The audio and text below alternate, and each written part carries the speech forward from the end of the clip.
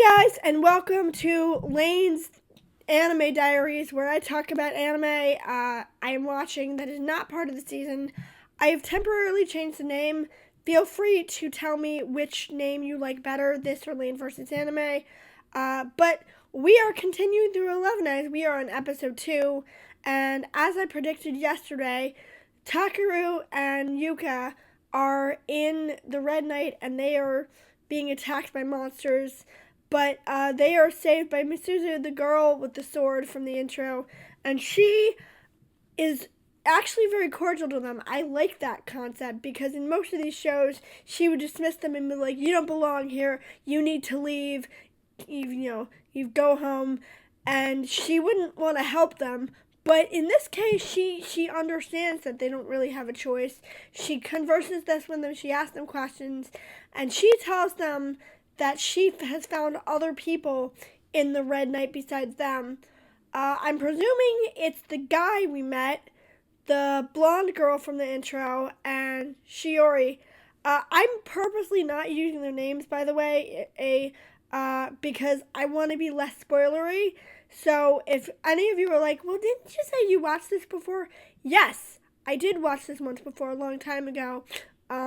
But I'm purposely not being spoilery as to keep a little bit of suspense for people who have not seen it before or have not seen these videos before.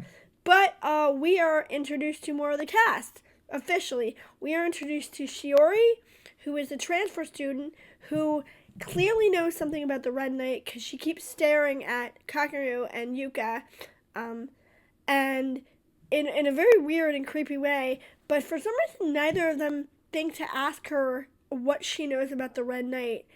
I don't know why they don't ask her that, but clearly she knows something because she keeps just like looking at them. So she knows something that she's not saying. I also like the fact that she just bluntly shuts his stupid friend down, and there's a scene later on that I absolutely love, which we'll get to at a later episode, where she absolutely brutally shuts him down. It's so funny because his friend is really annoying, and I like the fact that she doesn't even get up from her seat. She's just like, "Nope, not interested. Go away, leave me alone," and just walks off and just leaves him there. It's so funny.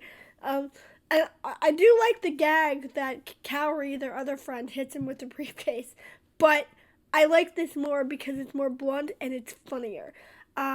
Meanwhile, we get introduced to Yukiko, who is the blonde with the glasses and the twin tails from the opening. And as I said, I believe, and clearly they are the other people from the Red Knight that Misuzu was talking about. They are also attacked by a monster, and the monsters talk in this universe, which I did not, which I completely forgot about. I was gonna say I didn't expect, but I've seen this before. I forgot that the monsters in this universe talk. Like, they're actual people with personalities and backstories, and that is really cool. The fight and choreography leaves a little bit to be desired. It's just them basically banging their sword together. But you know what? I'll take it. It's not the worst I've seen. I've seen tremendously worse. But we still have one more character to officially meet, and we have not introduced his name yet. Also, despite picking the show on purpose, I somehow forgot who he was voiced by. And I was sitting there and I was listening to his scene with the nurse, because he goes to the nurse and clearly they have a connection somehow.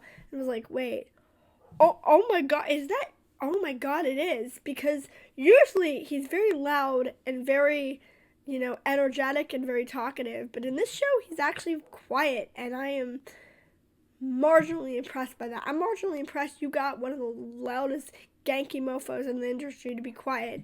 That is super impressive. But we but we now have a setting. We have monsters we're fighting. We have Shiori, who clearly knows something that she's saying. As I said, we have Yukiko. I'm not calling her by that stupid nickname. I don't do that. Why is she being dragged into the Red Knight? What?